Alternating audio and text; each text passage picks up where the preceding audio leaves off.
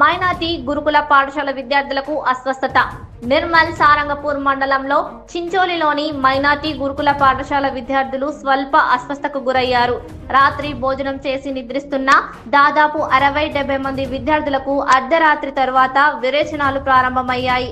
వీరిలో 4గురికి సమస్య తీవ్రంగా ఉండటంతో నిర్మల్ ప్రాంతీయ ఆసుపత్రికి తరలించి చికిత్స సారంగపూర్ పిహెచ్సి వైద్యులు వేద వ్యాస్, అబ్దుల్ జవాద్ సిబ్బందితో కలిసి విద్యాలయంలో వైద్య శిబిరం ఏర్పాటు చేసి బాధిత విద్యార్థులకు చికిత్స అందిస్తున్న వైద్యులు.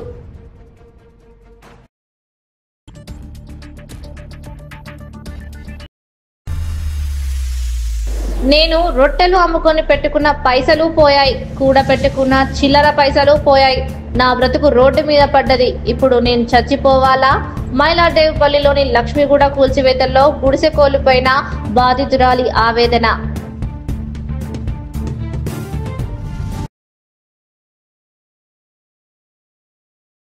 అంత ఘోరంగా చేసిపోయారు. నేను ఎట్లా బతకాలి, నేను ఎట్లా ఉండాలి? నా పైసలు బాయే, యాత్ర చేసిన రొట్టెల పైసలు బాయే, చిల్లర పైసలు బాయే. మా ఆయన చచ్చిపోదు. నా బతుకు ఏముంది చూపించిపోరి. నేనైతే ఎట్లా అంటే అట్లా చచ్చిపోతా చూడు. మీ పేరు మీద బాగుండే చూడు. ఎవరు ఉన్నారో వాళ్ళు వచ్చి నా బతుకు తేరి చూపియాలి. మంచిగా ఉండేది చూడు. నా కొడుకులు లేరు, నాకు బిడ్డలు లేరు. రోడ్డు మీద బతుకుతున్నా సార్. నా పరిస్థితి బాగలేదు సార్. మరి ఘోరంగా బతుకుతున్నా. నాకేం చూపిస్తారో చూపిరి సార్. రోడ్డు మీద రొట్టెలు చేసుకొని బతుకుతున్నా సార్. నా కొడుకులు లేరు సార్. కలెక్టర్ ఆఫీస్కి పోయి ఆడుకొని వచ్చినా సార్. నేను అంతా రోడ్డు మీద బతుకుతున్నా సార్. నా పరిస్థితి బాగాలేవు సార్. అన్ని కూడా కాలలో కూడా పడ్డా. నేను పెద్ద సార్ కాలలో పడ్డా కూడా ఆగలేడు. వచ్చి దన వేసి మా ఆయన లోపల దొబ్బిర్రు సార్. నా బతుకు ఎట్లా, నేను ఎట్లా బతకాలి, నేను ఎట్లా సావాలి? వచ్చి చూసిపోరి.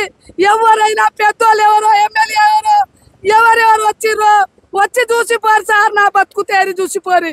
సావాలా నేను బతకాలా? ఎట్లా చెప్తారో అట్లా రారి. నేను మాత్రం బతకను సాయంత్రం దాకా. మీరు ఎట్లా చేస్తారో వచ్చి చెప్పారు సార్. మా బతుకు తేరు ఎట్లా ఉంది? రోడ్డు మీద బతుకుతున్నావు. ఎట్లా బతకాలి? మాకు ఇల్లు లేవు, మాకు జాగా లేవు, భూమి లేవు. రోడ్డు మీద కూర్చోగట్టుకొని ఉంటున్నా సార్. కాలు పట్టుకున్నా సార్ కూడా ఈయన లేడు. అట్లా చేసిరు మాకు సార్.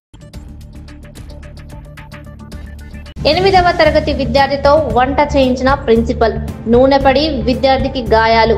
భువనగిరి నారాయణపురం మండలంలోని సర్వేల్ గురుకుల పాఠశాలలో వంట మనుషులు లేకపోవడంతో 8వ తరగతి విద్యార్థితో వంట పనులు చేయించిన ప్రిన్సిపల్. అయితే వంట చేస్తుండగా విద్యార్థి ఒంటిపై నూనె పడి తీవ్ర గాయాలు. ప్రిన్సిపల్ ను సస్పెండ్ చేయాలి అంటూ తల్లిదండ్రుల డిమాండ్.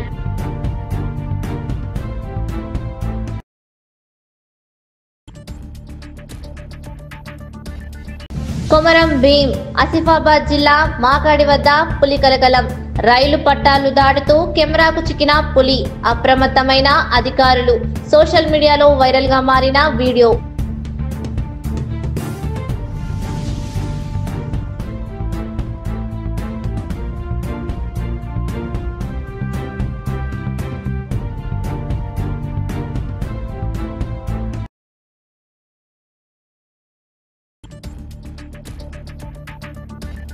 పల్లిలోని లక్ష్మీగూడలో కూల్చివేతలు.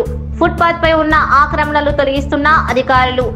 జీహెచ్ఎంసీ ఆధ్వర్యంలో లక్ష్మీగూడ నుంచి వాంబే కాలనీ వరకు కొనసాగుతున్న కూల్చివేతలు. భారీగా మోహరించిన పోలీసులు.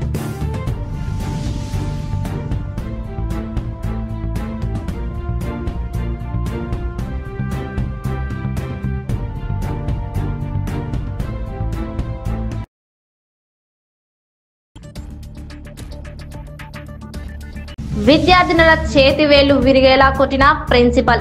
నల్గొండ వలిగొండ మండలం లోతుకుంట మోడల్ స్కూల్ విద్యార్థుల పట్ల అమానవీయంగా ప్రవర్తించిన ప్రిన్సిపల్. ఇటీవల పాఠశాలలో 2 బాలికలు జావా తాగుతుండగా ప్రిన్సిపల్ జావా ఎంతసేపు తాగుతారని కోపంతో చేతి వేళ్లపై కొట్టడంతో చేతి మణికొట్టు, బొటన వేలు విరిగినట్లు బాధిత విద్యార్థినులు తెలిపారు. ఈ విషయంపై ప్రిన్సిపల్ ను నిలదీసి ఆగ్రహం వ్యక్తం చేసిన విద్యార్థినుల తల్లిదండ్రులు.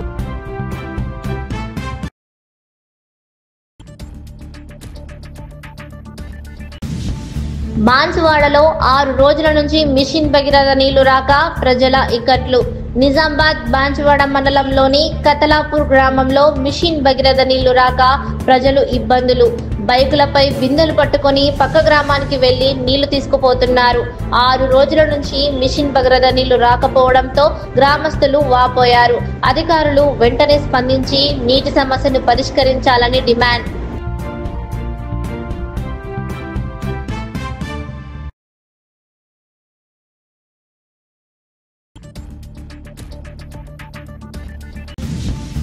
శారీరకంగా వాడుకొని ప్రవీణ్ అనే ప్రేమికుడు మోసం చేశాడంటూ నాగల్ కర్నూలు జిల్లాకు చెందిన నూర్జహాన్ అనే యువతి ప్రియుడు ఇంటి ముందు ధర్నా. 12 ఏళ్లుగా ప్రేమించి 2 సార్లు అబార్షన్ చేయించి పెళ్లి చేసుకోకుండా మోసం చేసిన ప్రవీణ్ అంటూ ప్రవీణ్ ఇంటి ముందు బైఠాయించి ధర్నాకు దిగిన నూర్జహాన్.